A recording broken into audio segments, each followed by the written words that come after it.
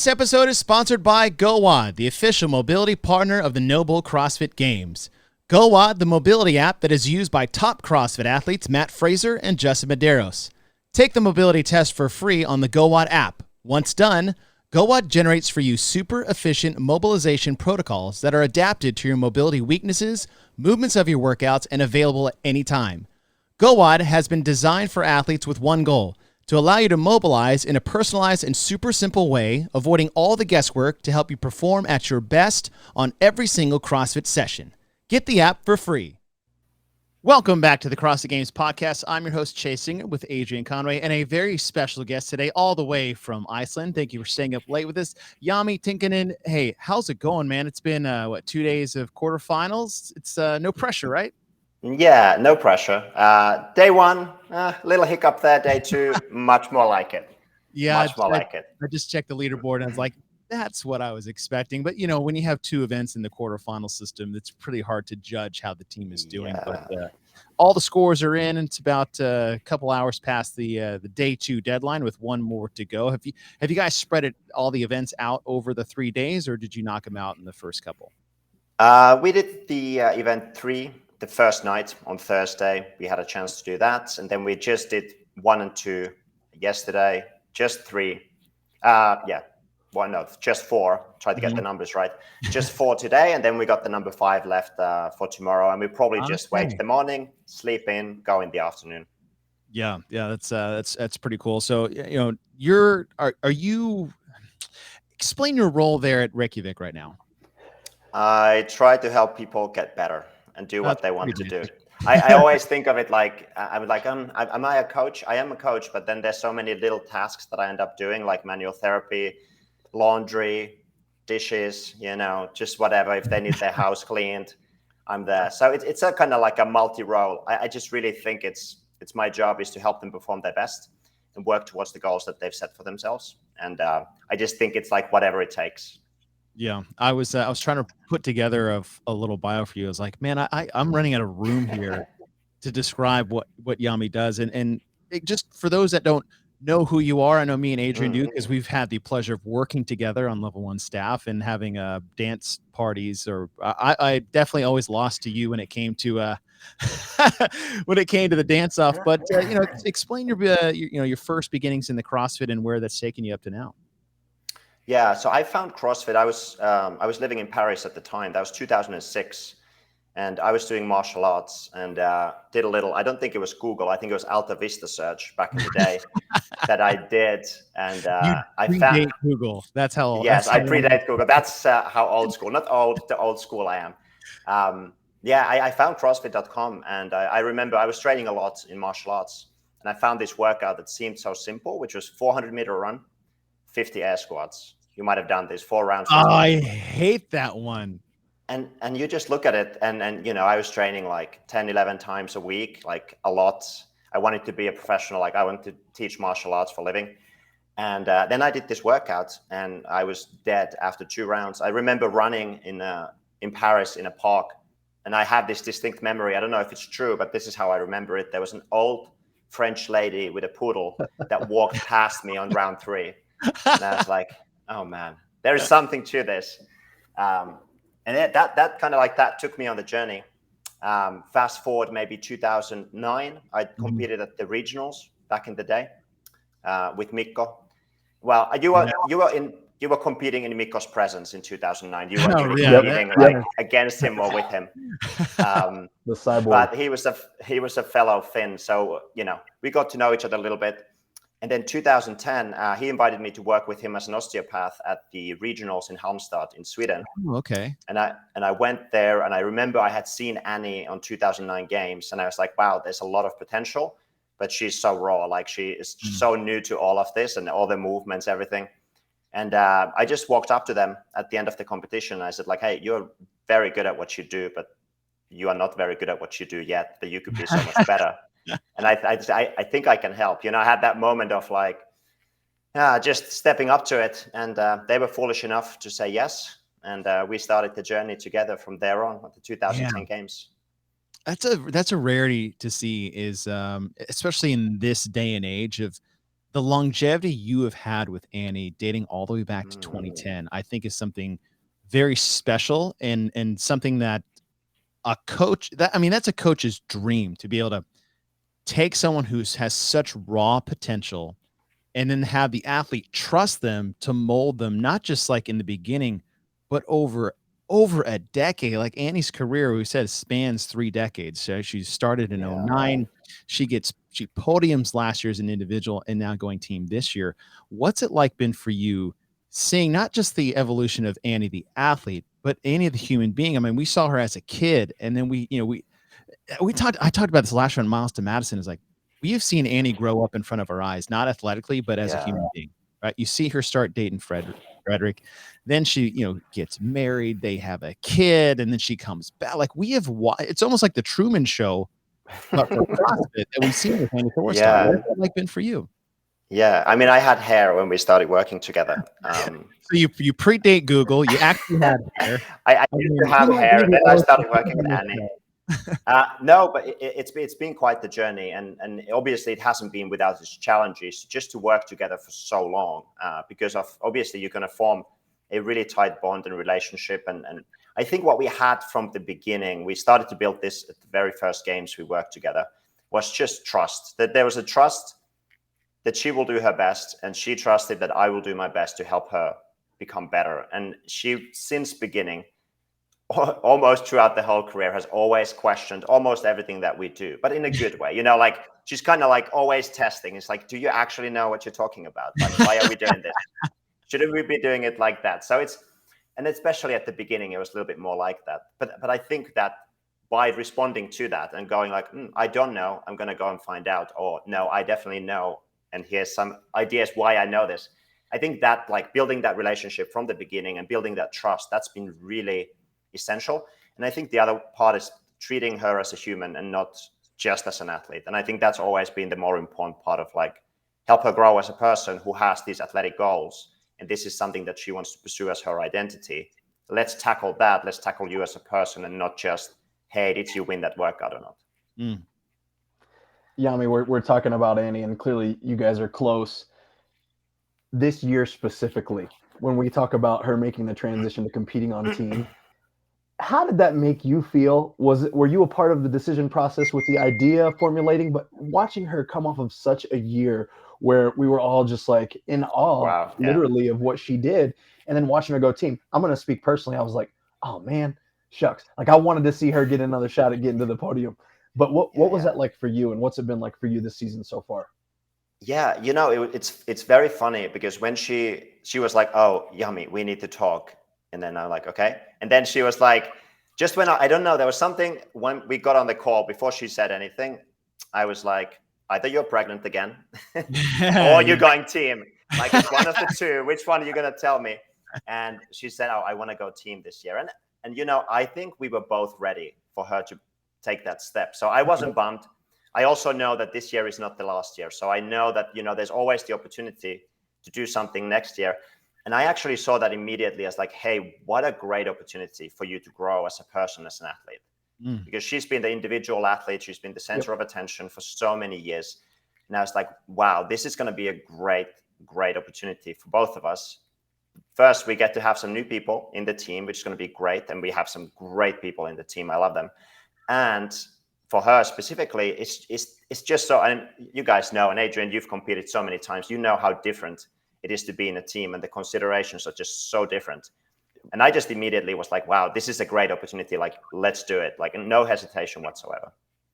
That's awesome. I think some of those team concessions that you have to make, because all of a sudden you can't really, not saying you can't be selfish, but as an individual athlete, if you want to be at the level which Annie is, there takes a level of selfishness as well as sacrifice. And I mean both of those in a positive light, to be who she's been over, again, 13 years, right?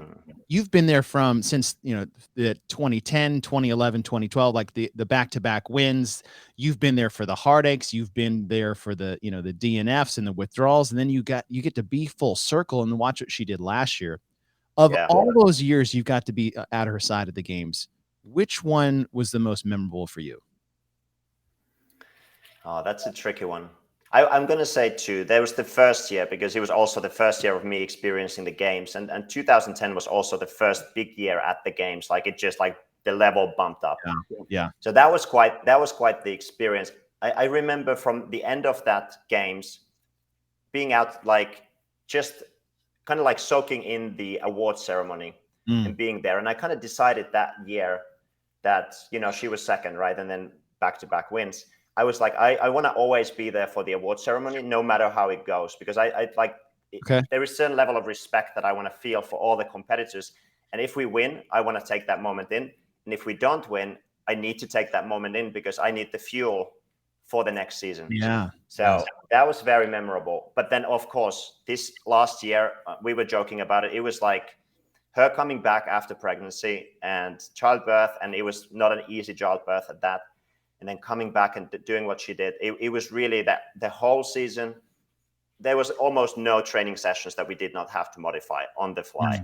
So it was like a little bit of chewing gum and some duct tape, you know, a little super glue here. MacGyver just kind of, yeah. And we just tried to keep the boat together, you know, like every day was like, let's just keep this thing moving forward. And then to accomplish that, that was really memorable, because it was so much work, but it was absolutely just so much worth it as well. And she talked about that specifically, how hard it was to come back physically, emotionally, psychologically for Annie last year. But I feel like during the games last year, I think it was sometime between day 2, it might have been after the snatch event, but it felt like there was that Forrest Gump breaking out of the shackles moment where all that duct tape and wiring disappeared and like Annie came back. Was there a specific moment for you during the games where you're like, whoa, what just happened? And now it's like, now what can we do? Yeah, I think apart from the snatch event, which was like an insane moment, I think for everyone who were watching it and for us to experience it, I think that this is kind of like a long setup, because a few months prior, we had talked about this idea of narrow and broad focus and how an athlete can use that. So broad focus, taking in everything from the environment, and narrow focus is asking, let's say, how is my left eyelid doing right now? And taking that ability to use those two skills essentially to fuel your performance in that moment. Let's say you're suffering in a workout, you can take that narrow focus, take your attention away from what's hurting and paying attention to something that's, oh, my little toe is doing fine. Great, I can keep moving.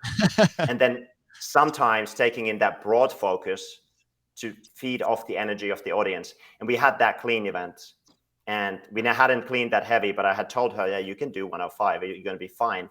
And she came to the back to the arena, and she just went arms up to the audience. And I was like, yes, that's the setup from 2 months ago that we did, and it's all paying off. And it was like, as a coach, for me, that was the moment. It's like, we got this. Like she was so advanced in that moment as an athlete that I was like, oh, this is it. Like, we'll be fine. That's awesome. So, hey, I got one more. You know, because so Jami, the things and the layers that you are even just making obvious to us in this conversation about your relationship with Annie specifically, how have you been able to apply that with these 3 new athletes, ultimately at least 4 new athletes that are coming into, you know, seeing you and under your tutelage? How have you been able to get in there and create that type of deep connection with them in such a short amount of time? Yeah, I think that there's probably couple things. I think one is that I can kind of lend Annie's credibility and the credibility of what we've done in the past, that they've seen that relationship, so they know that I care about the athletes that I work with and that we have this trust. And then I think the other one is just showing that care every day, checking in with them, how they're doing, showing that we don't want it to be a team for Annie. We want every athlete who came in, Contal and Lauren, and then obviously Katrin outside the team. We want everyone to make progress. I want everyone to leave Iceland and be better athlete. And I think just showing that from day one, of course, the first few weeks, you know, kind of we are feeling the ice and just kind of like seeing how everything is. But I think it's like in some ways, kill them with kindness, not into being too kind, but being caring about the athletes. And I think that's what creates the trust ultimately. And then obviously, just finding, you know, showing that there are solutions to the problems that they are dealing with, because I think every athlete has their own things, whether it's in the, you know, lifestyle factors, training, injuries, whatever it is. It's like showing that there are solutions, and if we don't have them, that we know how to find them. Yeah, I think it's awesome, and you touched on progress there, and you mentioned by name Katrin Davidsdottir is back home. She's back at Reykjavik. Where did that start? Where did the conversation come where she felt like she had, it's run its course here in the States? She wanted to come back home, get back underneath familiar territory, and then get with you. Yeah, so Katrin's trained with us throughout the years. Like if she's been in Reykjavik, she's trained with us. If we've been in London at the same time or somewhere, we've always trained together. So she was kind of always naturally part of the group, and then she always went away. And of course, as they were competing against each other, I was always like, oh, I see these things that I think I could really help her with, but I can't say anything right now because, it's not appropriate in my role of trying to help Annie win, So I think that relationship was always there. And then Annie and Katrin are great friends. And it was really funny because ultimately Annie approached me and said, hey, hear this out. Here's a crazy idea. Since I'm going team, like also that helped, but like, what do you think? Oh yeah. Yeah. But I mean, I think either way, like Annie was ready for me to work with Katrin, and I think Katrin was ready for something different. And I think the key thing for me was to really respect all the work that she's done in the past with Ben, and all the work that she's done. I think it's quite easy, kind of as if you've worked for a long time in this sport and someone else has worked with someone else for a long time. When you see them, you can take all the advantage of all the hard work they've already put in, right. And then you can give it your perspective and be like, oh, but I see these things that you might have not yet considered. You've done all this, so I don't have to worry about it. That's great. So I think that Katrin had seen the work that we had done together and seen like, oh, there's all these things that I haven't considered. And I think that also attracted her to approach me as well. What can we expect from Katrin Davidsdottir this year? Well, I mean, I think you can expect her to be the best athlete that she has ever been. Now, there's always a hard balance to strike between being good at what you're good at and then bumping up the things that you need to work on. Yeah. So there's obviously some movement things that everyone's seen from Katrin in the past years where, she's had typically difficulties with muscle ups, upper body pulling. So we're trying to make sure that we address that, and we address it maybe in ways that she hasn't done before, kind of building from the ground up. And that takes some time, So we're going to need some time to do that. And then strength as well, both how she approaches lifting technically, but then also how we approach the strength programming and strength training. And I tend to really, for me, what's important in training is really maximum intent in every session. So we don't want to kind of do something. We want to either we do it or we don't do it, or we want to pay attention to details. And I think what we'll see is that attention to details and slightly different approach than what she's taken before is going to bring out a different Katrin. Now, the challenge for us is to bring that package all together at the right time. So she's going to have the new skills that she has at the level where she can apply them in a competition, that we can build her abilities up that we need, and then we can keep the things that she's really good at. So that's not an easy formula to put together in a short period of time. But I think, I think that's what we're going to do. One thing I've noticed with Katrin over the years is that she would tend to put blinders on in an event in the tunnel of control what you control, which I feel like is good for some athletes and a hindrance to others. And then when there was a moment that Katrin's back was put against the wall, she would come out and literally win events, sometimes back to back. Have you noticed that from her? And are you starting to, how do you shape that? How do we get your back against the wall and, funnel you in the right way? Like how have you been putting those puzzle pieces together for her?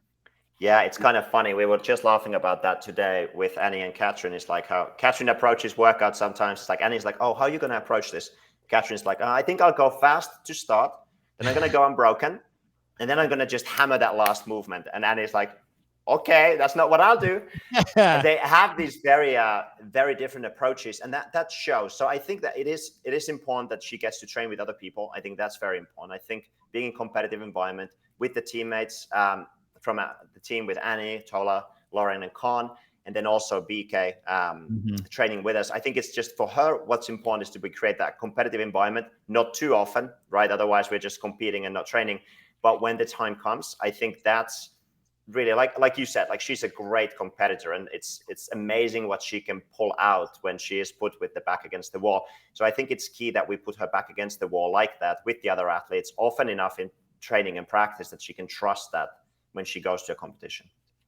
Now, you just mentioned BKG because I wanted to bring him up next because all the focus have been like, Annie's going team, Katrin's back home in Iceland, but it's like BKG is the greatest European male CrossFitter of all time, in my opinion. And he's proven that with his placing at the games and his consistency at the games.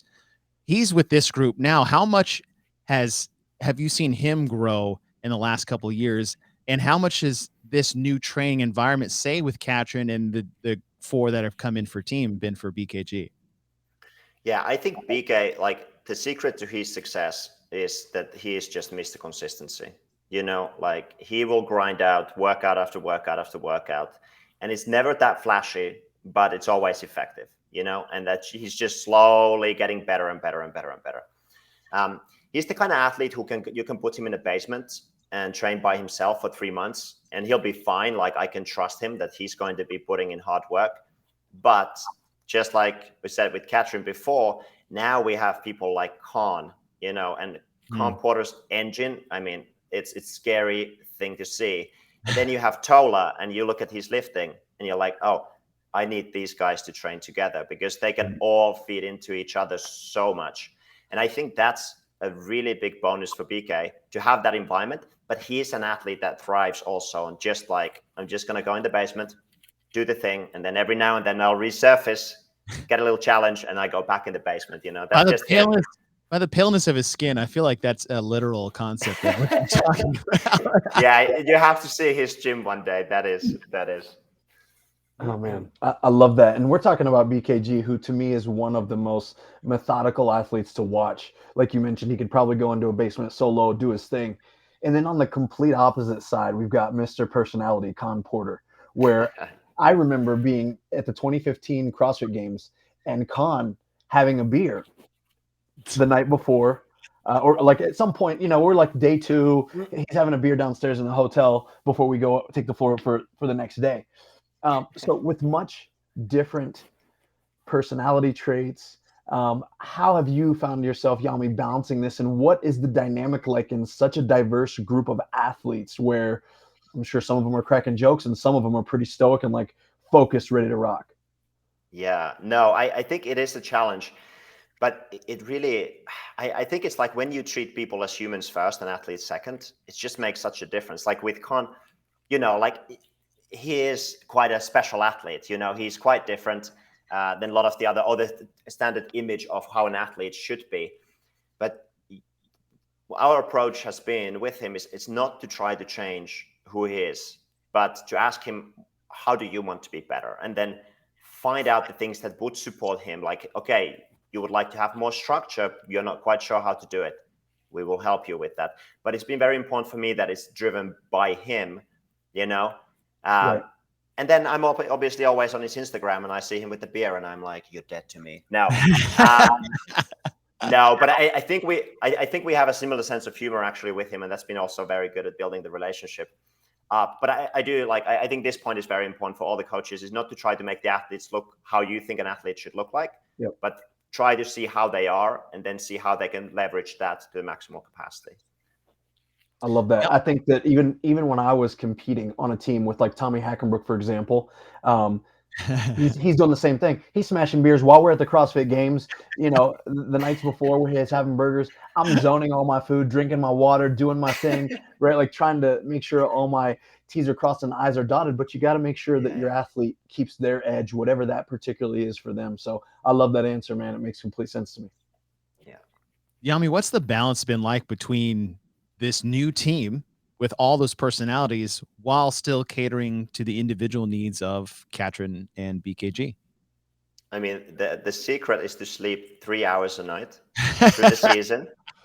So you have enough time to think about it. I think, so the nice thing has been that we've been able to do some of the training together. If they're doing lifting, it's not so important that they're doing the same lifting, but they're lifting together, Yeah. So that part of the training has been easy to organize. And then what we've been doing is we have team practice So we have 2-3 times a week, we have team practice. So then we have the team athletes and the individual athletes are doing their own things. And then when we're doing conditioning, so we're doing, intervals of any kind, we put them together and then we can work together as a group. So there is a bit of a balance to play and we're still finding it, but we've definitely been able to find like, okay, here's the team time, here's the individual time, here's the time that everyone trains together. And then it's just the balancing act of making sure that everyone gets the attention that they need. And some athletes need more attention and some athletes need a little bit less.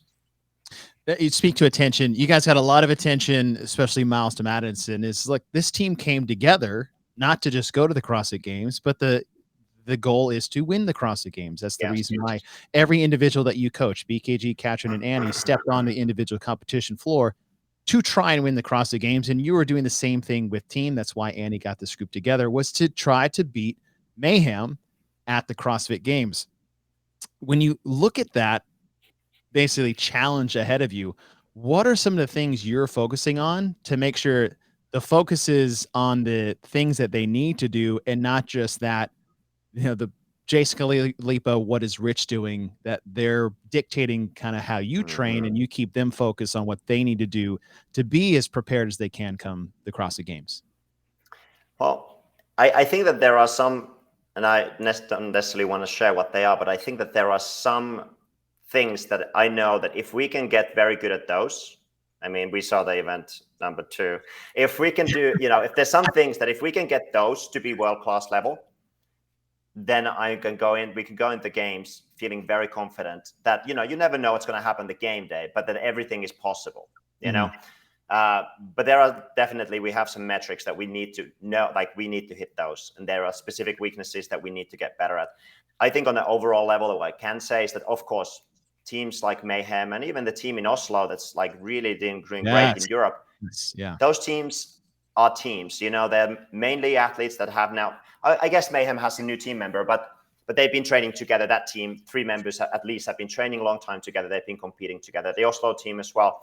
So there are teams that have been going on. So they have that, we were just a rookie team, so we need to get all these high level athletes play well together. And it's not about, they all get along so well. It's not about that. It's just about that silent communication, where you don't need to say anything and you know what the next thing is going to be. You know when to take over from someone else. You know when to push them. You know when to pull them. That is still going to just take time and we need practice. And I'm really looking forward to getting actually to the semifinal stage and getting the in-person competitions because I think it's so different to do the online. I think if we can get that, get a couple of good experiences competing in person or just even training with other teams, I think that's going to be really important for us. Just to see, like that event 2, I feel like, we really messed up our pacing. We really should have gone faster than we did, and we could have gone faster than we did. We just really messed it up. And I think those kind of things, those lessons are what we need to be able to compete at the games for that first place. I was actually going to be my next question is like, you can do all the team training practice in the world, but until you get something like a quarterfinal event that involves a team pacing competitive element, you got to make your mistakes so you can learn your lessons. And one of those is, like you said, specifically to event 2 and pacing on the burpees is like, look, we don't really know what the appropriate pace is, and we don't know how to do it with all 4. So we have to figure it out. And sometimes, like, yes, you don't get an ideal placing, but the lesson that you're going to learn from there is going to completely change the way you train going forward, which I think is a great thing, especially to learn in quarterfinals. Yeah, and I think that the tricky thing with the online competitions is that you never know exactly where the line is with the standards, Yeah. So we were trying to go very clean, and then it's like, maybe we should have played a little more dirty than we did. And those lessons also are important lessons to learn. Yeah, for sure. It's a little easier, I think, in in-person competitions because the judgment is passed on place, but they are lessons that need to be learned. Absolutely. That, just being in front of someone else, like you guys are doing this in a bubble. You don't know what is actually fast, what you will be allowed to get away with as far as pacing and judging. And those are the things that will flesh themselves up more in semifinals. Let's talk about the events that we had today. You guys had, we had event 3, which was the clean and jerk ladder, which is the 5, 4, 3, 2, 1. That, honestly, when I saw this one come out after your event 2 finish from yesterday, I was like, I'm pretty sure they're going to make it up just fine with event number 3. And I'm assuming that Tola, we made a joke yesterday that he could have done all this with snatches, and he just reluctantly did clean and jerks for this one. We were saying just that, oh, this could be a great semifinals workout. Just change the clean and jerk to snatch, and we're there. You know? Yeah, I mean, it's incredible to watch the power that Tola can generate. But to be fair, I mean, the girls really, I mean, Khan did a great job. He did what was expected. I mean, he broke the barbell once and went straight into it, followed the bar down. Great performance. Tola touch and go fast. And then Annie and Lauren did a great job as well. You know, this morning we were thinking about, should we repeat this? And I think the analogy at this level for this workout is, okay, you have to look at Formula One and you have to look at the pit stop crew or NASCAR, and you look at the pit stop crews. Okay, like, are we Red Bull or are we Mercedes? Can we shave or can we go, you know, how fast can we get the plates on the bar? It literally came down to us testing this morning. How fast can we get Tola to change the plates on the bar? And if we get it to an acceptable standard, then we're going to repeat. But if we don't, or if it would take, like, it would be like, maybe we can do it, then we don't repeat. And we got it down, but we didn't get it down to the standard that we had set. So we're like, okay, we're not going to hit it again. All right. Yeah. And this one, I feel like it was just really fun and just go as fast as you can, where the separator is something like you said, how fast can you undo your clips and change out your plates? But workout 4 is, I think, really the one that stands out. Is we'll see, Adrian, we talked about this yesterday. I think the teams who were successful in this event will be a great foreshadowing of who's going to be successful at the semifinal and games level with workout 4. Jami, what was y'all's approach to this one specifically? Yeah, so the one movement we hadn't really done synchro was the box jumps. So it was really important for us to figure out, especially for the guys. I mean, for the girls, their height is such that, you know, they'll just kind of jump down. They can rebound from there quite effectively and keep it together. But the 30-inch box jump, that's kind of like, do you step down? Do you jump down? So we spent some time trying to figure that out for the guys. And then when we did the workout, Khan changed to how he was doing the box jumps in the middle of the workout. Just he found his groove, and then he was in that groove, and he was like, Tola was like, what's happening to me? All of a sudden, you just see this rocket take off next to you, basically. But so we spent some time on that, and then we just talked basically like, how are we going to break things down? What are going to be the limiting factors? I mean, for this workout, the grip is going to be a big limiting factor. If you can move through the snatches, you can move through the rope climbs, and you can do everything fast, your grip is going to be the limiting factor on the toaster bar. And then a little bit the core, especially if you're stepping down from the box, that's going to, those hip flexors and the abs might start to cramp a little bit. So we just want to make sure that we get out to the ropes in good shape. So just break the toaster bar a little bit, go as fast as we can, but keep it clean on the box jumps. And then the dumbbell snatch is not a problem for these guys. Yeah. And then we just thought about how to attack the rope, like who does, how many reps, etc. And we had a little strategy there going on. And then the way back is really just keeping those box jumps together mainly, and then just push as hard as you can on the toaster bar. I love it. And you know, I'll tell you what, those are 3 and 4. Let's take a quick look at the leaderboard, sponsored by Thorne. As CrossFit's official supplement partner, Thorne helps athletes and individuals perform at their best by optimizing performance through testing, database solutions, and premium nutritional supplements. Thorne also has amazing benefits for CrossFit trainers and affiliate owners. Signing up is free and easy. To learn more, visit thorne.com/affiliate. And don't forget 20% off all supplements during the quarterfinals. Head to thorne.com/U/CrossFit. All right, Jami, yesterday you guys were 45th overall after the first 2 events. And as you said, event 2 was a good learning lesson. And after 4 events, you guys are all the way up to 13th, but check this out. You guys get first in event 3 unofficially, second in event 4 worldwide. So I would say you guys bounced back in a pretty good way today. Yeah, I think so. I mean, I think that the number 1 on that 4th event has a time of about 13 minutes something, which I don't think it's going to hold. If it does, no. I really look forward to seeing that video. Oh, look at that. Oh, well, hey, we just There we go. a little bit of an update. Look at that. Real-time updates. You guys unofficially get back-to-back. Oh, I had to hit refresh. Thank you, Jami. Well, thank you. Yeah, so you got 13th overall still, but if we guys get 2 unofficial first and first, it looks like a tie on workout 3 between you guys and Mayhem Freedom. So there's some fun stuff to talk about. You guys go tied for first unofficially in workout 3. You get first and second in workout 4. And this is what we were hoping to see when you guys put the team together. Hopefully we'll see this again in Madison in a few months. Yeah, absolutely. And, without that event too, I think it would be much more interesting where the leaderboard is. But it was great that we had that fluke and made those mistakes, because it definitely fueled the fire for today's workout, and it definitely will do the same for tomorrow. And we said earlier, it's like, these are the time, this is just the trial by fire that you're going to need. Adrian, you've been on the team competition for years. You have 3 championships to your name. How many times did you guys have to just, run into a brick wall just to know that you need to go the other direction? Oh man, time and time again, to be honest with you. It was part of even our strategy going into 2017. The last time we were able to chase down the Affiliate Cup was to, have an understanding the way the season was going to lay out, meaning that when we attacked the Open, we weren't really necessarily worried about winning the CrossFit Open. We wanted to build our fitness, learn each other as a team, and then to progressively find our stride throughout the season so that we truly peaked at the games. And that played out well for us. And I think even seeing this from CrossFit Reykjavik, when we see a slight disappointment, the way that it can fuel the fire is amazing. But I'll tell you what, Jami, I am completely impressed with score 4, workout 4 specifically.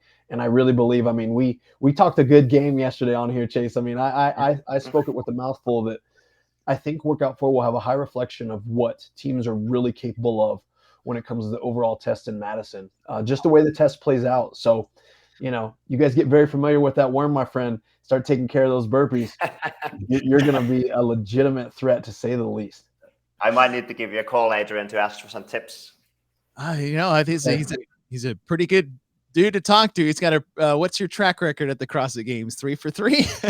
Yeah, man. I know how to pick them. I'll just say that. I think I find years where I think there's going to be some weakness or availability, and I slide right in there. But I'd always be available to Jami.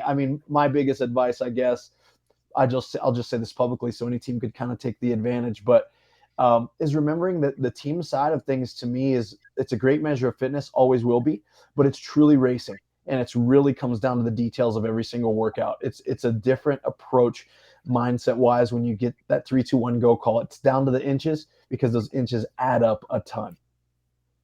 Yeah, absolutely. Love that. So let's scan the continent by continent really quickly on the overall leaderboard. This is the worldwide status that we're talking about. You guys, again, Reykjavik moved all the way up to 13th with 2 back-to-back wins unofficially in events 3 and 4, with 1 more to go tomorrow. So if we go to the European regional as it stands now, CrossFit Oslo, Navy Blue, sitting in that first place position, followed by CrossFit Zero Roots and CrossFit Nordic. Those are your top 3, but you guys have already moved into the 5th place position. 3 of the 4 events you guys have right now unofficially wins outside that event too. So I'd say it's pretty good. It's a pretty good start for you guys. We zip all over to Africa. CrossFit Coma Okinvago, they're still sitting in first place. They have won every single event so far unofficially out of South Africa. Zip over to Asia. CrossFit Yaz, we actually talked about them yesterday, Adrian. We're wondering where they were. Well, here they are. First, followed by 3 seconds, unofficially sitting on top of the leaderboard in Asia. We go over to Oceania. CrossFit Selwyn, 3 first and a third. This is something we've seen so far, except for your region in Europe, Jami.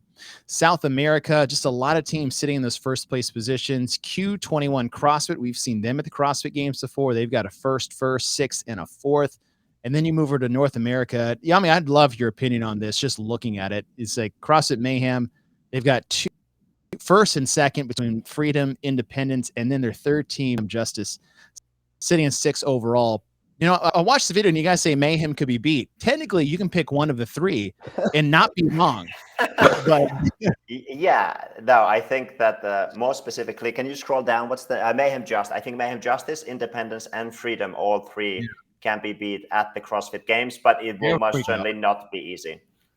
Man, that's just it's incredible what they've put together. But I'll say this, it's really cool to see what you guys finally have going on there at Reykjavik. I know there was a lot of hype coming in to see what you guys would do. I know the quarterfinals is a different test than it is that we would see at semifinals, and a different planet of what we will see in the future at the CrossFit Games. But one more event to go. What are you looking forward to this one? This one's pretty straightforward. It's a relay format. There's no real strategy except for individual to individual. But say for those athletes or those teams on the bubble, right? We're making cuts tomorrow. We're trying to see who gets in the semifinals, and it's coming in close. Is what type of, I would say, what advice are you giving your team as far as how to handle the moment? Or do you try to manufacture something where you add a little bit of pressure to see how they'll perform in a situation like this? I think that if you had, not thinking of our team, but I think if you had, like, we had a great day today. If you had that great day, just feed on it. Just feed on that energy. And if you didn't have a great day, but you're on the cusp of making it, well, it hasn't been that bad, right? And now you have this unique opportunity. I think this final workout, it's like, I would not want to be the athlete approaching those rings at the end of the workout. Just thinking like what's going through your mind. So I think make sure that all the athletes have a plan of attack for the workout that suits what they're actually capable of doing. And then see if you can push them a little bit beyond that, but not too early, because this is a workout where you could definitely be staring at those rings for way too long a time. So I think you have to know your athletes, and you need to know how to push them to get a good performance. And I think it's going to come down to some epic moments on those rings for some of the athletes, for sure. I mean, this is a nasty one. So if you guys that are watching with us on YouTube or listening to us, it's basically a relay style, 27 thrusters, 95 and 65 for the men and women, 21 chest to bar pull-ups followed by 15 thrusters, 135 and 95. And then those 9 ring muscle-ups at the end. Yeah, Jami, like, you've been in the game a long time. Like I said, 06, you've seen the evolution of the sport from the individual side, but also I would say from the women's side too, is how good the female athletes in CrossFit has got. And one thing I have loved to see this quarterfinals on the individual side and the team is that we're no longer splitting reps and ring muscle ups or lowering a target for the female athletes. Like we are doing, and the weight discrepancies, like it's not 135 and 85 anymore. It's not 185. I mean, it was 125 last year or for this, but I think it was just barbell change in there, but we see it 185 and 135. Do you like seeing now like a healthy respect for what these female athletes are capable of with the programming? Yeah, and I think that the programming has always led to the evolution of the sport. So, and I think this step also is going to lead to an evolution of the sport, because the expectation and the standard has been set, and people will respond to that standard each year at the games. And if we would have just kept the programming at the same level from the beginning, well, we would have had the same results all these years. So I think it's essential for the sport that it evolves, and it is more even and it's more equal. It plays out to us that the athletes happen to be strong in the team, for example. So I like seeing that. But even beyond that, I think it's good, because once you have that expectation, you are going to race to it. You will. Adrian, how about for you? I mean, like I said, you've been in every facet as far as team, masters, and individual, and seeing how the programming, like Jami says, helps raise the bar. And I think oftentimes programmers get into the idea of it's like, oh, well, us raising the bar is just raising the weights. But it's not that, right? What we see here is like, okay, instead of 9 and 7 on the muscle ups, we're going to raise it to 9 and 9. Instead of a 10-foot, 9-foot target, we're going to add a heavier ball. We're going to raise that target for 10 feet for the women. That's why you have the lighter ball to begin with. What's it like been for you seeing these little changes that I think have massive implications on the future of the sport? Yeah, to me, it's literally elegance, right? Like, and that's the word that I can describe it with the best, because workout 5 alone in itself could have shaken out several ways. The weight transition could have gone from 95 pounds for the men to maybe 115. But of course, we get to see a common theme that we really love in the sport of CrossFit, where we get this carryover from the open test of workout 3 into even this quarterfinals environment. And for me to really sit back and look at what it seems like we're building or massing with workouts throughout the course of this season into semifinals, of course, then into the CrossFit Games. It just excites me, man. And I think it's something that some people won't understand that aren't a part of CrossFit itself. And what I mean by not being a part of it, more from the inside, right? All three of us have an opportunity to see from the inside out what CrossFit is when we get to teach level 1 seminars, when we get to give the programming lecture, when we do things that, you know, are part of the very minute details. And so it's never as simple as people want to make it with, oh, let's just make the workouts longer, or let's just make the workouts heavier. Right. And it's like, in fact, that's not what we want to do to increase the difficulty and continue to progress the sport forward. So I love what they're doing. I think they're doing a great job. You know, and I've mentioned this before, Chase, I was even a fan of the Open and the experience that they created this year for the 3 weeks. So I think they're doing spot on. I love the rep scheme here. You know, 21, 15, 9, you throw on the 27, but it's a chipper. But the way this is put together with the, like, all I see on these movements with the weights and the skill level between the pull-ups and ring muscle-ups is something just outside your comfort zone. It's like, yeah, we've all started Fran with 21 thrusters, but it's 27. You're like, oh, I can't remember the last time I did, if ever, 27. Can I do that? Should I do that? 21 chest over pull-ups, like, I think I can do that, but after 27 thrusters, who knows? Right? 15 thrusters at 135 after both of those. Yeah. That's just a hair outside my comfort zone. It's a hair outside my confident zone. And then Jami, as you were talking about the 9 ring muscle ups at the end, like, oh, it's 9. It's like, it's ring muscle up, bro. And we've already done 36 thrusters as fast as we can. We just ripped off 21 chest bar pull-ups. I'm sure you can do 6 with confidence, but what are those last 3 going to look like?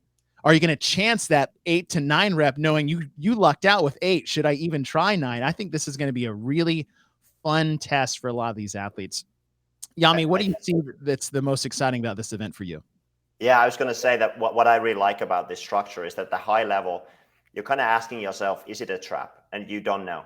Is it a trap or is it not a trap? How fast can you go? Because if you don't go fast enough, well, you can't win. But if you go too fast, well, you're going to lose. So it's a really, like, I love the workout. It's very, very well put together in the balance of, you're just going to have to go there and, you know, you have to ask yourself the question. And then you find out the answer in physical form in a couple of minutes after the workout, probably. I look at this one, Jami. I don't know how many, you know, monster truck rallies they have over in Iceland, but Adrian, you know, those tractor pulls where they have that digger behind them and they floor it and that digger digs deeper in and it ends up locking the truck up towards the end. That's what I see here. Is like, you're just flying, and all of a sudden this brick wall out of nowhere just hits you and you don't know when that axe is going to fall. I think Jami, as you said, is like, you better know yourself, whether it's too fast or too slow, to a degree of level that, you know, anyone could screw this up. Yep. Yeah. So I'm excited to see this at the end. Well, Jami, listen, thank you for taking your time. I know it's late there, so I appreciate you jumping on with us. Congratulations so far with quarterfinal success, what you guys have already accomplished, what you're going to learn from this. And we wish you all the best. As a fan of the sport and on the team side, is like, look, we can't wait to see you guys in Madison, and we hope you guys come there with the fire that we would want to see push the greatest team we've seen at the CrossFit Games, and maybe that could be you guys in August. So good luck with the rest of your year. Can't wait to see you guys in semifinals and obviously in Madison. It's we're excited to see that show you guys are going to bring. Yeah, thank you. I promise you that we will work very, very hard for it. Just keep working on those burpees, right? Yeah, exactly. The burpees will continue. All right, guys. For Adrian Conway, I'm Chase Ingraham, Jami Tikkanen. Thank you guys so much for your time. We'll see you guys tomorrow.